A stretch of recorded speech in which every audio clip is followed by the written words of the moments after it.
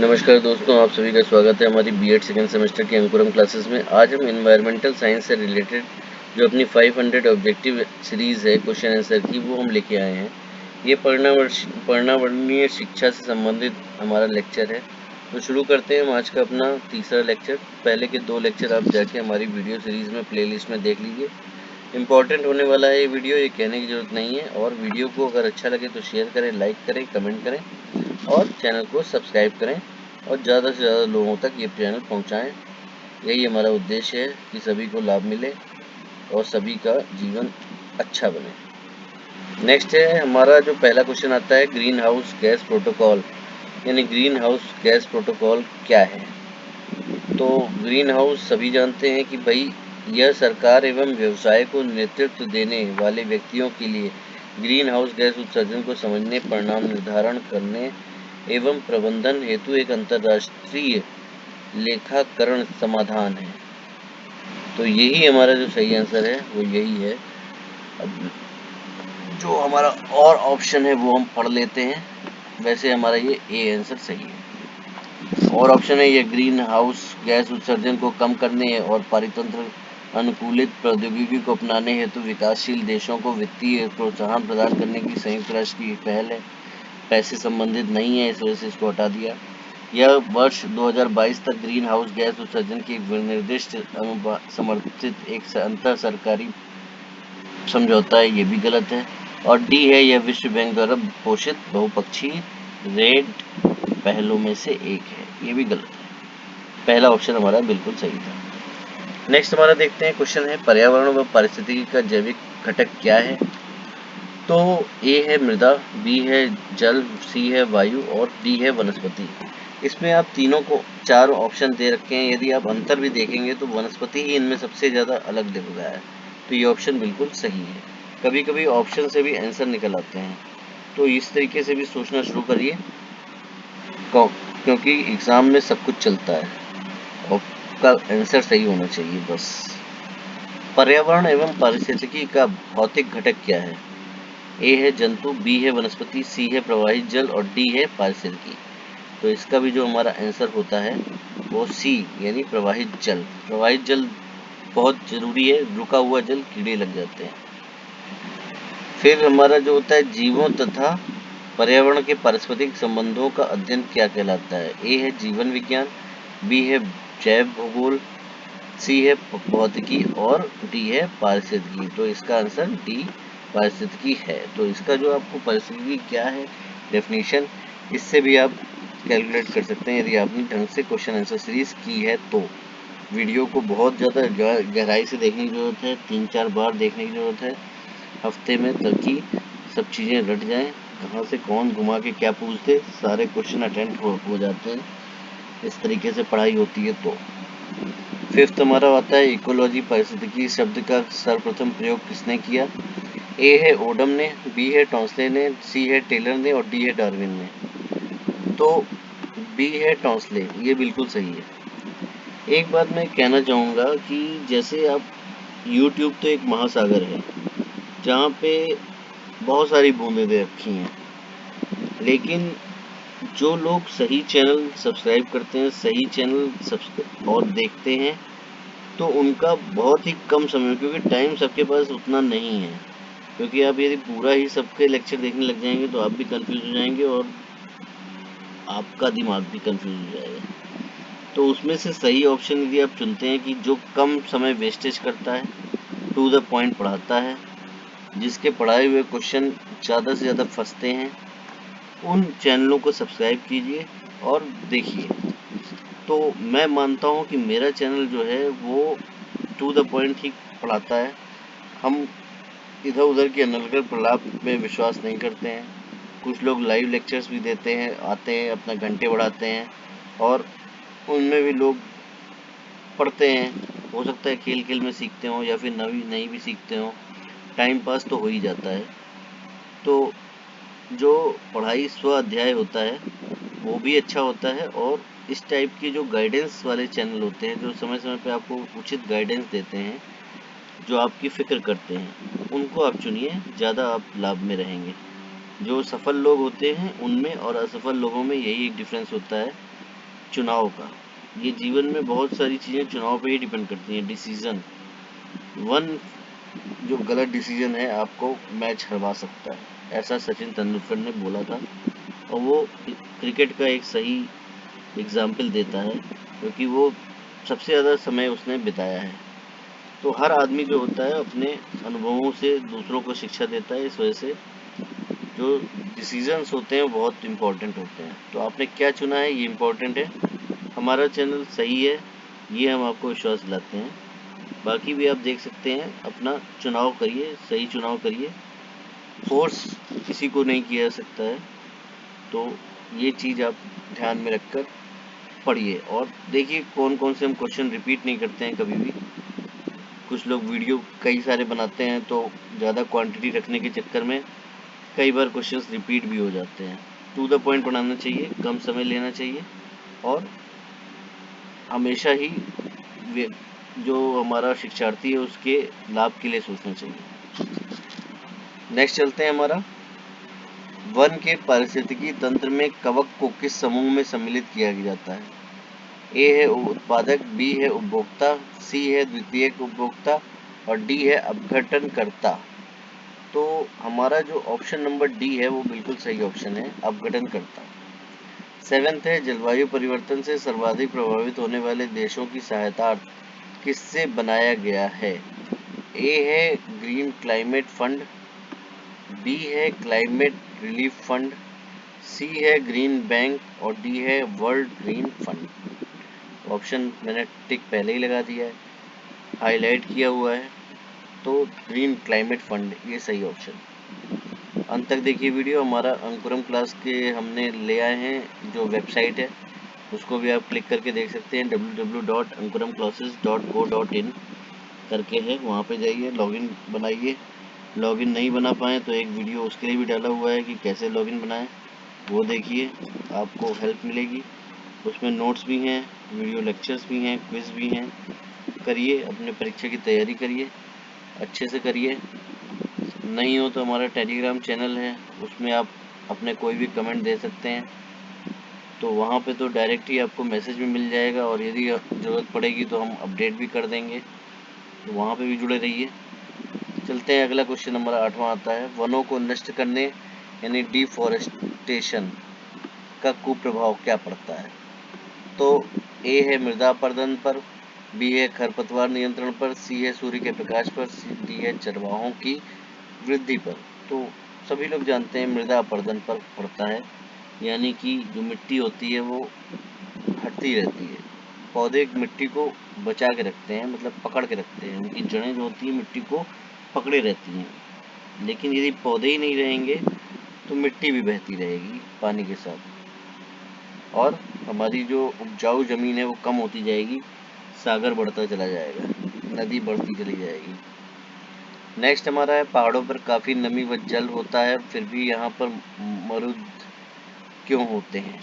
ए है पहाड़ों पर जल बर्फ में बदल जाता है, बी है ढलानों के कारण पानी बह जाता है और पौधों द्वारा उपयोग में नहीं लाया जाता है, सी है पहाड़ों की चट्टानें जल अवशोषित नहीं कर पाती हैं और डी है उपरोक्त में से कोई नहीं। हमारा जो ऑप्शन नंबर बी है वो बिल्कुल सही ऑप्शन है, कि जो अभी हम बात कर रहे थे कि ढलान हो तो पानी बह जाएगा, वही ऑप्शन बिल्कुल सही ऑप्शन है। नेक्स्ट हमारा आता है, प्राकृतिक पारिस्थितिकी तंत्र का उदाहरण क्या है? तो ए है खेत, बी है बांध, सी है झील और डी है पार्क। तो हमारा सही ऑप्शन सी झील सही है। नेक्स्ट हमारा आता है, कृत्रिम पारिस्थितिकी तंत्र का उदाहरण क्या है? तो ए है प्रवाल भित्ति, बी है वेटलैंड, सी है खेत और डी है नदी। तो हमारा जो खेत है वो बिल्कुल सही ऑप्शन है। फिर हमारा आता है 12वां क्वेश्चन, लवणीय जल पारिस्थितिकी तंत्र का उदाहरण क्या है? ए है नदी, बी है प्रवाल भित्ति, सी है बांध, डी है तालाब। तो हमारा जो प्रवाल भित्ति है वो बिल्कुल सही ऑप्शन है। नेक्स्ट हमारा आता है, स्वच्छ जल पारिस्थितिकी तंत्र का उदाहरण क्या है? ए है समुद्र तट, बी है खाड़ी, सी है एस्चुरी, डी है तालाब। तो हमारा जो तालाब ऑप्शन है बिल्कुल सही ऑप्शन है। नेक्स्ट हमारा 14 नंबर का क्वेश्चन आता है, पारिस्थितिकी तंत्र के जैविक व अजैविक घटकों को कौन जोड़ते हैं? ए है उत्पादक, बी है कार्बनिक पदार्थ, सी है अकार्बनिक पदार्थ और डी है उपभोक्ता। तो ये क्वेश्चन थोड़ा ट्रिकी क्वेश्चन है। सी कार्बनिक पदार्थ, अकार्बनिक पदार्थ। इस पर आप डबल क्लिक कर लीजिए। समझने वाला क्वेश्चन है, समझ के आप पढ़ेंगे, रट भी जाएगा और समझ में भी आ जाएगा। 15वां क्वेश्चन है, मृदा अपरदन को किससे बचाया जा सकता है? ए, पशुओं को अत्यधिक चराकर, बी, वनस्पति के कटाव द्वारा, सी है वन रोपण द्वारा, और डी है पक्षियों की जनसंख्या बढ़ाकर। वन रोपण बिल्कुल सही ऑप्शन है, पौधे लगाइए और मृदा अपरदन बचाइए। नेक्स्ट हमारा क्वेश्चन आता है, एक पारिस्थितिकी तंत्र में उत्पादकों और उपभोक्ताओं की संख्या को कौन निश्चित करते हैं? ए ऑप्शन है हमारा जलवायु संबंधी कारक, बी है धरातलीय कारक, सी है जैविक कारक, डी है मृदा कारक। ए हमारा ऑप्शन बिल्कुल सही है, जलवायु संबंधी कारक। 17वां क्वेश्चन है, पारिस्थितिकी तंत्र के पादपों व प्राणियों के पारस्परिक संबंधों का आधार क्या है? ए है उत्पादक, बी है पोषण संबंध, सी है ऊर्जा प्रवाह और डी है अपघटक। तो बी पोषण संबंध बिल्कुल सही ऑप्शन है। नेक्स्ट आता है, प्रकाशीय ऊर्जा को रासायनिक ऊर्जा में कौन बदलते हैं? ए है सूक्ष्म जीवाणु, बी है अपघटक, सी है द्वितीय उपभोक्ता और डी है हरे पादप। तो हमारा जो ऑप्शन नंबर डी है वो बिल्कुल सही है, हरे पादप है। पारिस्थितिकी तंत्र के स्वपोषी घटक कौन होते हैं? ए है सूक्ष्म जीवाणु, बी परभक्षी, सी पादप और डी मृतोजीवी। सी पादप बिल्कुल सही ऑप्शन है। नेक्स्ट है, हरे पौधों को पारिस्थितिकी में क्या कहते हैं? ए है संप्रेषक, बी उत्पादक, सी उपभोक्ता, डी परावर्तक। तो हमारा जो ऑप्शन नंबर बी है उत्पादक वो बिल्कुल सही ऑप्शन है। 21वां हमारा क्वेश्चन आता है, नेक्स्ट क्वेश्चन है, विश्व का सर्वाधिक प्रसिद्ध कीटनाशक कौन सा है? ए ऑप्शन है डीडीटी, बी है बीएससी, सी है फ्लिट और डी है बैगोन। ऑप्शन क्लिक कर दिया गया है, डीडीटी सही ऑप्शन है। इस तरीके से हम अभी तक 21 क्वेश्चन कर चुके हैं। तो चलते हैं, हमारा ये 500 क्वेश्चन की सीरीज़ है, लंबी होगी, कई वीडियो आएंगे। मेन आप देख ही रहे हैं, बहुत ज़्यादा हमने जो इम्पोर्टेंट क्वेश्चन है वही लिए हैं, अनर्गल कोई प्रलाप नहीं है, कुछ भी पढ़ने की जरूरत नहीं है। हमारी क्वेश्चन आंसर सीरीज देखिए, विषय निपट जाएगा, अच्छे नंबर आ जाएंगे। 22वां क्वेश्चन है, मरुस्थलीय भवन डिसर्टिफिकेशन किससे होता है? ए है वनों को उखाड़ने डिफॉरेस्टेशन के कारण, बी है जल की वजह से होने वाले मृदा अपरदन के कारण, सी है वायु की वजह से होने वाले मृदा अपरदन के कारण, डी है बहुत उच्च तापमान एवं कम वर्षा के कारण। डी ऑप्शन बिल्कुल सही है। शाकाहारी प्राणी क्या कहलाते हैं? ए उत्पादक, बी प्राथमिक उपभोक्ता, सी द्वितीयक उपभोक्ता और डी तृतीयक उपभोक्ता। तो बी प्राथमिक उपभोक्ता कहलाते हैं। नेक्स्ट है, कुत्ता किस वर्ग में आता है? प्राथमिक उपभोक्ता, द्वितीयक उपभोक्ता, तृतीयक उपभोक्ता, डी है उत्पादक। तो ये द्वितीयक उपभोक्ता है, बिल्कुल सही ऑप्शन है। 25वां है, सर्वाहारी जंतु किस वर्ग में आते हैं? ए उत्पादक, बी प्राथमिक उपभोक्ता, सी द्वितीयक उपभोक्ता, डी तृतीयक उपभोक्ता। तो सी ऑप्शन द्वितीयक उपभोक्ता है। नेक्स्ट है हमारा 26वां क्वेश्चन है, तृतीयक उपभोक्ता कौन होते हैं? ए है हाथी, बी गैंडा, सी शुतुरमुर्ग, डी बाज। तो तृतीयक उपभोक्ता बाज है, जो मांसाहारी को भी खा जाए वो तृतीयक। शेर किस वर्ग में सम्मिलित है? ए है सर्वाहारी, बी उत्पादक, सी द्वितीयक उपभोक्ता और डी तृतीयक उपभोक्ता। तृतीयक उपभोक्ता में है। 28वां क्वेश्चन आता है हमारा, गिद्ध किस वर्ग में आता है? प्राथमिक उपभोक्ता, परजीवी, सी है द्वितीयक उपभोक्ता, डी तृतीयक उपभोक्ता। तो डी हमारा ऑप्शन बिल्कुल सही ऑप्शन है। इस तरीके से हमने 28 क्वेश्चन कर लिए हैं। 29वां क्वेश्चन है, प्रकृति की सफाई कर्मी किसे कहा जाता है? ए है केचुआ, बी है गिद्ध, सी है शुतुरमुर्ग, डी है बाज। तो गिद्ध को कहा जाता है। सफाई कर्मचारियों में हमारे कौवा भी आता है, तो ये आप समझने वाला क्वेश्चन है। 30वां है, समांजर उपभोक्ता की श्रेणी में कौन सम्मिलित है? ए है दीमक, बी है मेढक, सी है छिपकली, डी है सांप। तो हमारा डी ए ऑप्शन बिल्कुल सही है, दीमक। 31वां क्वेश्चन है, अपघटक जीवों का उदाहरण कौन है? ए है शैवाल, बी है प्लांकटन, सी है कवक और डी है मेढक। तो कवक है हमारा अपघटक, किसी को भी पूरा साफ कर देता है।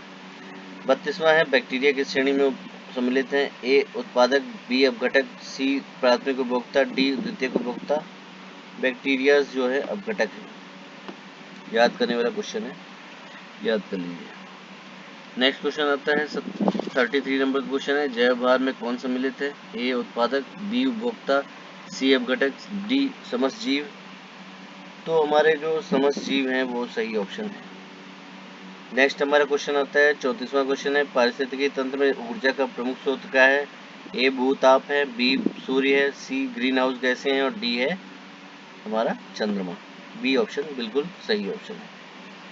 नेक्स्ट आता है हमारा पारिस्थितिकी तंत्र में ऊर्जा का कौन होता है? ए मतलब क्या होता है ऊर्जा का? ए है रूपांतरण, बी है निर्माण, सी स्थिरीकरण, डी विनाश। जैसा आपने साइंस में पढ़ा होगा, ऊर्जा केवल एक रूप से दूसरे रूप में बदलती है। इसका न तो उत्पादन होता है न विनाश होता है। रूपांतरण बिल्कुल सही है। 36वां है, पारिस्थितिकी तंत्र में ऊर्जा का ह्रास किससे होता है? ए है स्थिरीकरण से, बी है प्रदूषण से, सी है रूपांतरण से और डी है नवीनीकरण से। तो रूपांतरण बिल्कुल सही ऑप्शन है। नेक्स्ट आता है हमारे हरे पौधे सूर्य प्रकाश को किसमें बदलते हैं? यांत्रिक ऊर्जा में ए ऑप्शन है, बी है रासायनिक ऊर्जा में, सी है भौतिक ऊर्जा में और डी है विद्युत ऊर्जा में। हरे पौधे क्लोरोफिल की सहायता से सूर्य के प्रकाश से रासायनिक ऊर्जा में बदलते हैं। नेक्स्ट आता है पादपों से शाकाहारी जीवों में कितनी ऊर्जा पहुंचती है? ए है 10%, बी है 20%, सी है 30%, डी 1%। ऑप्शन बिल्कुल ए नंबर 10%, 100% सही है। नेक्स्ट आता है हमारा पारिस्थितिकी तंत्र में ऊर्जा का प्रवाह सदैव कैसे होता है? ए है चतुर्दिशात्मक, बी है एक दिशात्मक, सी है त्रिदिशात्मक और डी है द्विदिशात्मक। तो बी ऑप्शन एक दिशात्मक बिल्कुल सही ऑप्शन है। नेक्स्ट आता है हमारे पारिस्थितिकी तंत्र में ऊर्जा सदैव किस स्तर को प्रभावित करती है? ए है उच्च स्तर से निम्न स्तर को, बी है उच्च स्तर से अति उच्च स्तर को, सी निम्न स्तर से उच्च स्तर को और डी समान स्तर को। तो ऑप्शन नंबर ए उच्च स्तर से निम्न स्तर बिल्कुल सही ऑप्शन है। इस तरीके से हमने आज की अपने क्वेश्चन आंसर सीरीज 40 नंबर तक की है। आगे भी वीडियो आते रहेंगे, लगातार देखते रहिए। अच्छा लगे तो चैनल को सब्सक्राइब कीजिए, वीडियो को लाइक कीजिए, शेयर कीजिए, कमेंट कीजिए। कमेंट करने से भी बहुत सारे लोग प्रभावित होते हैं, देखते हैं, ज़्यादा लोगों तक लाभ पहुंचता है। वीडियो बनाने का उद्देश्य भी सफल होता है।